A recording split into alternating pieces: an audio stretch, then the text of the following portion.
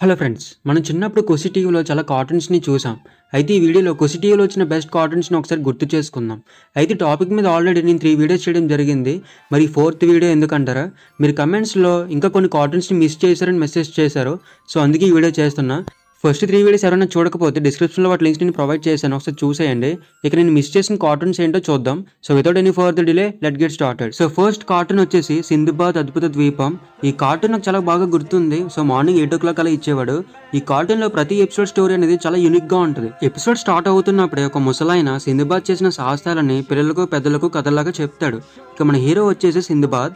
ఇతనికి సముద్ర సాహసయాత్రలు అంటే చాలా ఇష్టం. ఇతనికి ఒక షిప్ కూడా ఉంటుంది, దాని పేరు నింబస్.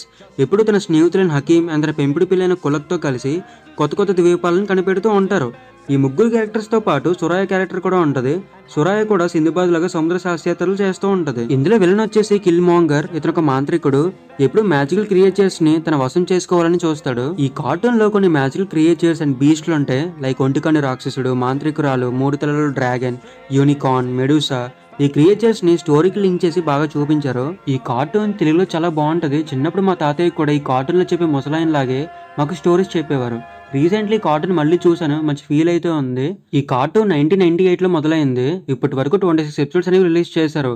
మీరు ఒకవేళ ఈ కార్టూన్ మళ్ళీ చూడాలనుకుంటే యూట్యూబ్ లో అవైలబుల్ గా ఉంది, ఒకసారి చూసేయండి. అలాగే మీకు ఒక క్వశ్చన్, మీరు నిజంగా ఈ కార్టూన్ చూస్తే ఆ స్టోరీస్ చెప్పే ముసలాయన ఎవరో చెప్పండి చూద్దాం. సో ఆన్సర్ తెలిస్తే కమెంట్ చేయండి. నెక్స్ట్ కార్టూన్ వచ్చేసి డేంజర్ స్కూల్. ఈ కార్టూన్ ఇంట్రో సాంగ్ వింటేనే చాలు ఇదొక హర్రర్తో కూడిన కార్టూన్ ఈజీగా చెప్పొచ్చు. ఒక్కసారి ఊహించుకోండి, మన కళలో వచ్చే మాన్స్టర్స్, భూతాలు, దయ్యాలు అనేవి నిజంగా రియల్ వరల్డ్లో ఉంటే ఎలా ఉంటుంది అనేది కార్టూన్స్లో మెయిన్ క్యారెక్టర్స్ అయిన Elliot, Jose, Janice and Victoria face చేస్తారు. వీళ్ళ నలుగురిని వాళ్ళ పేరెంట్స్ ఈ క్రీపీ స్కూల్లో జాయిన్ చేస్తారు. ఈ స్కూల్ లోపలికి ఫస్ట్ టైం వెళ్ళినప్పుడు వీళ్ళు చాలా భయపడతారు, కానీ తర్వాత ఈ మాన్స్టర్స్తో వీళ్ళు ఆడుకుంటారు. ప్రతి ఎపిసోడ్ అనేది భయంతో స్టార్ట్ అయ్యి హ్యూమర్తో ఎండ్ అవుతుంది. అలాగే ఈ స్కూల్కి ప్రిన్సిపల్ వచ్చేసి మిస్టర్ మాల్కమ్ అండ్ ఇతనికి ఒక అసిస్టెంట్ కూడా ఉంటాడు, వాడి పేరు గిల్బర్ట్. ఈ స్కూల్లో పిల్లలకి పాటలు కూడా చెప్తారు. ఈ కార్టూన్లో మెయిన్ థీమ్ వచ్చేసి ఫియర్, ఫ్రెండ్షిప్ అండ్ హ్యూమర్. నా చిన్నప్పుడు ఏదైనా హర్రర్తో కూడిన కార్టూన్ ఏమైనా ఉందా అంటే ఈ డేంజర్ స్కూల్ అని చెప్తాను. నిజం చెప్పాలంటే సగం ఇంట్రో సాంగ్ చూసే భయపడే వాళ్ళం. ఈ కార్టూన్ 2004లో స్టార్ట్ అయింది. ఇప్పటి వరకు 26 ఎపిసోడ్స్ అనేవి రిలీజ్ చేశారు. మీరు మళ్ళీ చూడాలనుకుంటే యూట్యూబ్లో అవైలబుల్గా ఉంది, ఒకసారి చూసేయండి. ఇంకా నెక్స్ట్ కార్టూన్ వచ్చేసి అందాల రాముడు. ఈ కార్టూన్ మెయిన్ జోనర్ వచ్చేసి అడ్వెంచర్, కామెడీ అండ్ యాక్షన్. ఈ కార్టూన్లో మెయిన్ క్యారెక్టర్ వచ్చేసి సుందర్ రాజా. ఇతను ఒక జర్నలిస్ట్. మనోడికి ఎక్కడ ఏ తప్పు కనిపించినా ఆ తప్పుని నిలదీసి మీడియాలో పోస్ట్ చేస్తాడు. అలాగే మనోడికి ఓన్ మీడియా గ్రూప్ కూడా ఉంటుంది. మరి ఇక తప్పు చేసిన వాళ్ళు సుందర్ రాజుని ఎప్పుడు ఇరికిద్దామా అని చూస్తారు. సో ప్రతి ఎపిసోడ్ అనేది యాక్షన్, కామెడీ ఖచ్చితంగా ఉంటుంది. అలాగే సుందర్ రాజుకి ఫ్యామిలీ కూడా ఉంటుంది. చెల్లి తియా, మేనల్లుడు బెంజమిన్, కజిన్ ట్రాప్, వీళ్ళందరూ ఎప్పుడు సుందర్ రాజుని కాపాడుతూ ఉంటారు. ఇందులో నాకు నచ్చిన క్యారెక్టర్ అయితే ట్రాప్. మనోడి కామెడీ టైమింగ్ చాలా బాగుంటుంది.